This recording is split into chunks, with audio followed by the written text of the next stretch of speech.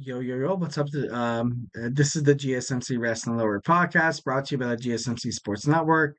We recently talked about our WWE NXT review. We talked about our AEW Dynamite preview. And before we move on, before we go anywhere any closer, I want to talk to you guys about the tips and donations link at the GSMC podcast.net. We get a number of questions that come in during the show, so to ensure that your question gets read on air, I really urge you guys to use this link right here so we can have a nice little back and forth conversation about it. Tell me what you like, tell me what you don't like, tell me about things in the wrestling world that hey, maybe I don't know, maybe definitely a statement or maybe a fact or an opinion that'll spark conversation. It's all gravy, baby. It's all gravy. So, like I said, just put your questions up on top of the list so I can see it. Also, leave a positive review. We love the peace, love, and positivity at the GSMC Sports Network. And again, the link is the GSMC podcast on that. Yeah. So I don't want you guys definitely to go anywhere because I love you guys. And I know that like a lot of you guys are like, why is this guy saying he loves us? Like that's weird. That's weird. I'm just a loving person. Are you accept me? Accept me. No, just kidding. No, let me in. Bray Wyatt. Love Bray Wyatt. Absolutely, 110%.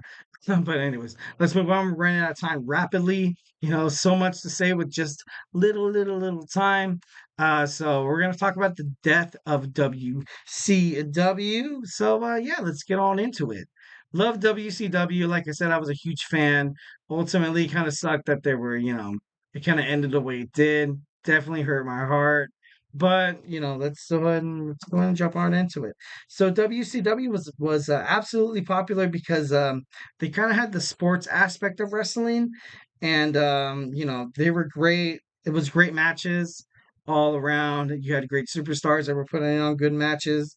Monday Night Nitro, I feel like overall, and I know this is statistical research that they won the overall battle in terms of the Monday Night Raw ratings, but they ultimately didn't do what it took. They, they got kind of caught up short. So, it kind of sucked. But as a result of bad creativity, a lack of leadership, various executives entering and exiting, poor management, and creative control given to its top superstars, led by, it just led to the demise of WCW. And when I mean top superstars, I mean like Hulk Hogan, Kevin Nash, Scott Hall, kind of like what happened with TNA. Kind of like what happened in TNA. Yeah. So WWE was kind of on its way to kind of being like a more family kind of friendly show, while WCW kind of saw a reason to kind of keep the older generation, kind of keep just adults like interested with blood, with gore, with crazy storylines that like consist of guys like cussing each other out and stuff like that. But ultimately, maybe that wasn't the future of wrestling, and maybe that WCW didn't do well to kind of do what it took to kind of adjust to that. If you want to get through this life, you kind of have to. You kind of have to adapt. Kind of have to adapt, and I feel like WCW didn't really adapt well. Obviously, they're gone now. But the kids saw like Randy Savage, Hulk Hogan, The Ultimate Warrior as heroes. And WCW saw guys like Ric Flair, Terry Funk, Lex Luger, and the Steiner brothers all kind of there as like, dudes. Kind of like dudes that's going to give you an amazing match, kind of like a sense of realism that adults were into, but you bring the wife and kids to any wrestling promotion, you're kind of like the kids are like, why is it happening? Like, what the heck? Like, but WWE kind of did it better. They did it a lot better.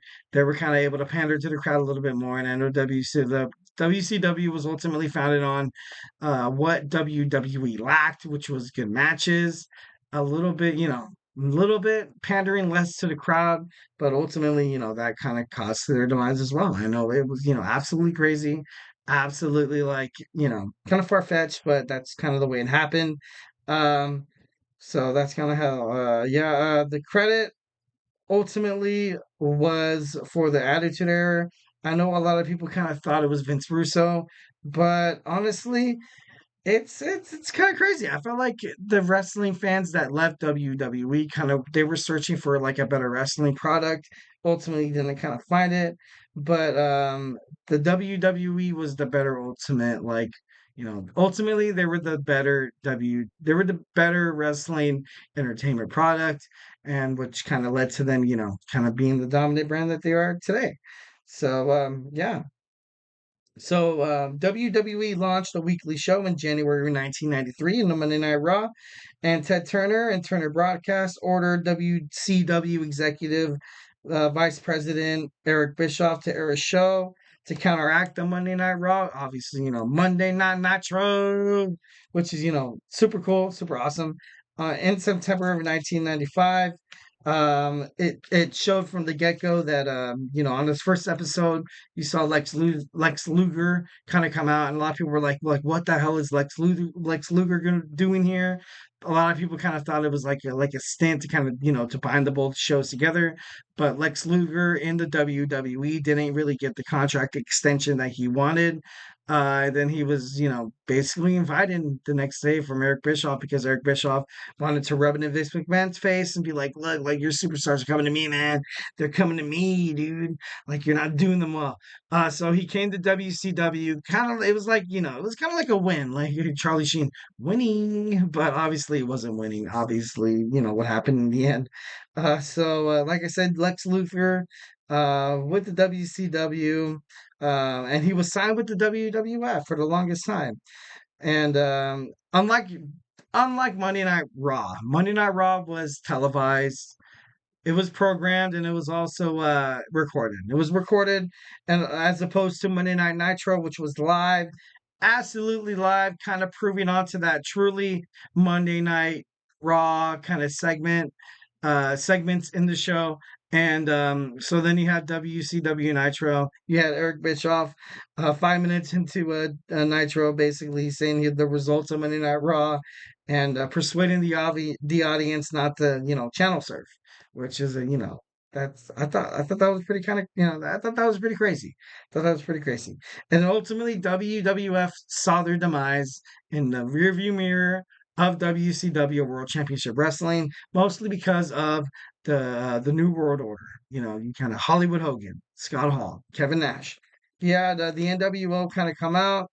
The NWO kind of had like an invasion kind of angle of WCW. Like I said before, they weren't just like a faction or fandom or like a group of tag team competitors. They were like dudes.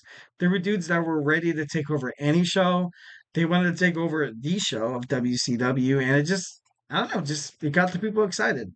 So definitely during the NWO days of the WCW, you kind of those were, the better days. Those were better days. But ultimately, it didn't really work out. And honestly, Vince McMahon was kind of prepared to lose business there. He was like right there. But the promotion took a drastic turn in 1998.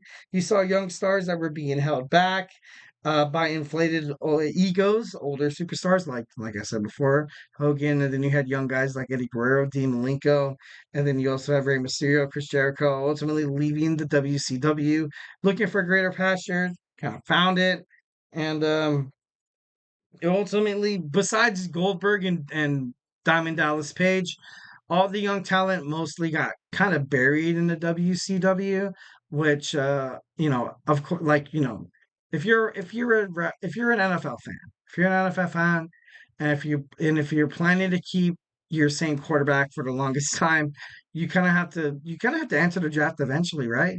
For the future of your company.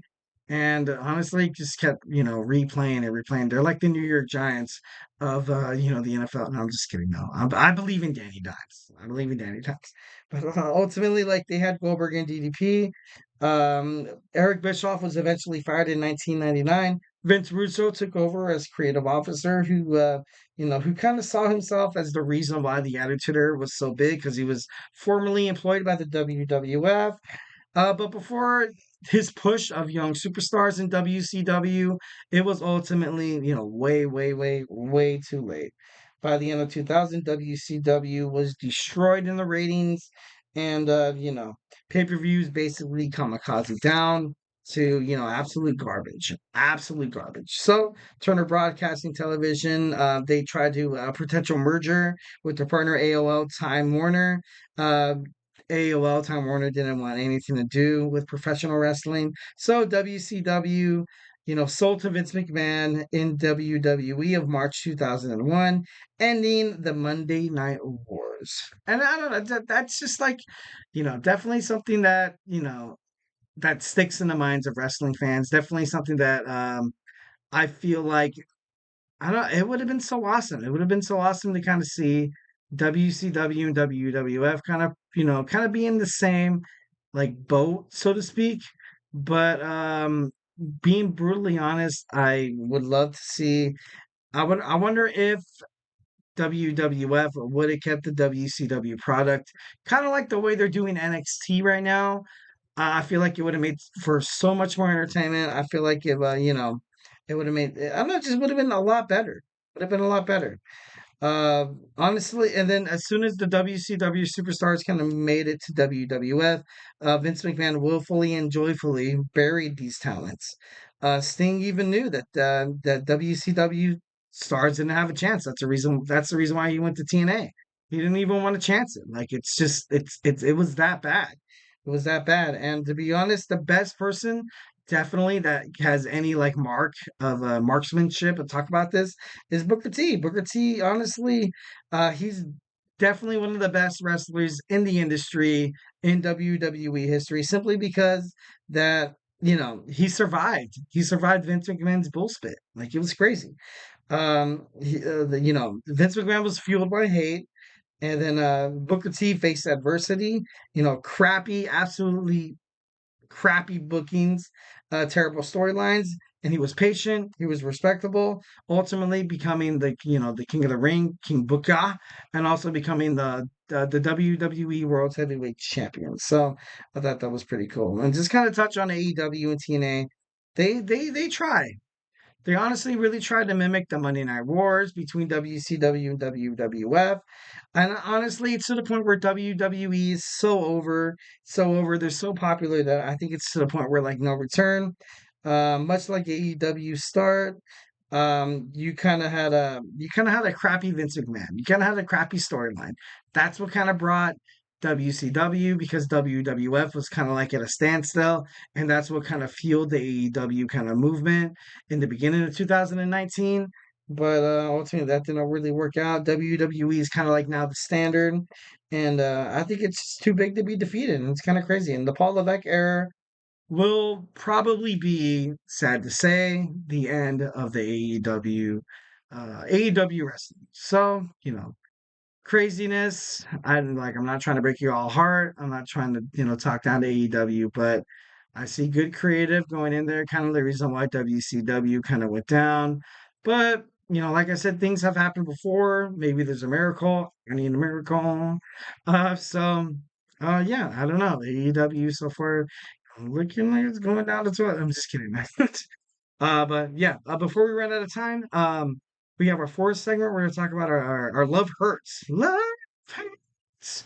Love hurts. We're going to talk about our WWE romance storylines that has happened in the past and what it did to the superstars that were involved. Some bad, some good. So don't go anywhere.